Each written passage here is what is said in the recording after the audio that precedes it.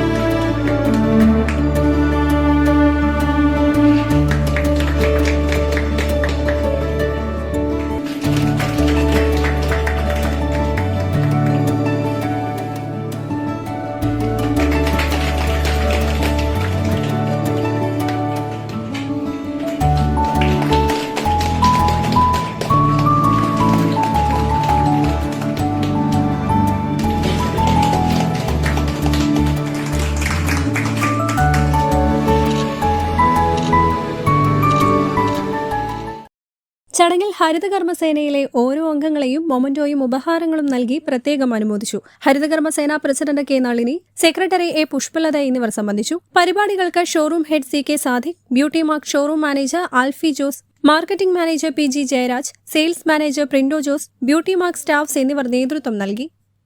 Business desk സഹ്യാനവ്.